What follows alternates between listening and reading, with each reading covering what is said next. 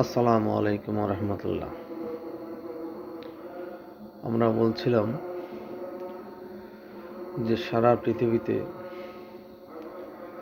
এমন কিছু ফুটবলার আছে যাদের খেলার কারুকাজ দেখে সারাটা পৃথিবী মানুষ, নারী পুরুষ, শৈশব কৈশোর যৌবন বৃদ্ধ ভালোবাসে, ভালো লাগে। কিন্তু সারাটা জীবনে এক মুহূর্ত সময় কোনো উপকার নাই, কোনো দেখা নাই, কোনো কথা নাই, 2 টাকার সহযোগিতা নাই। তারপরও সারা পৃথিবীর মানুষ ফুটবল খেলার কিছু কারুকাজ দেখে আমরা তাকে ভালোবাসি, আমাদের তাকে ভালো লাগে। কিন্তু যাকে সারা জীবন ভালোবাসলাম, যাকে এত ভালো লাগলো, যার খেলার প্রশংসা যেখানে সেখানে আলোচনা করি, সেই মানুষটা কখনো জানেই না যে আমি তাকে ভালোবাসছি। কোনো বিনিময় নাই, কোনো বিনিয়োগ নাই, তবুও ভালো লাগে, তবুও ভালোবাসি। দূর থেকে শুধু তার একটু খেলা দেখে। অথচ মহান আল্লাহ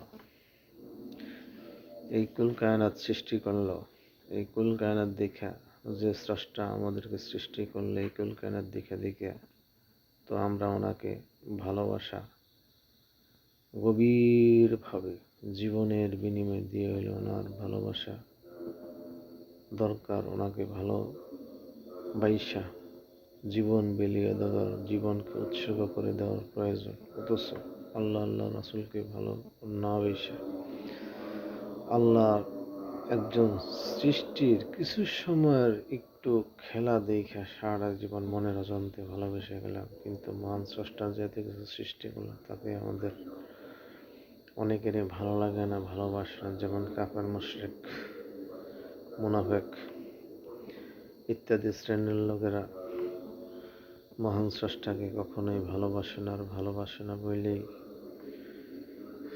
তাদের নাম হয়েছে কাফের, মুশরিক, মুনাফিক, ইহুদি, নাসারা, নাস্তিক ইত্যাদি।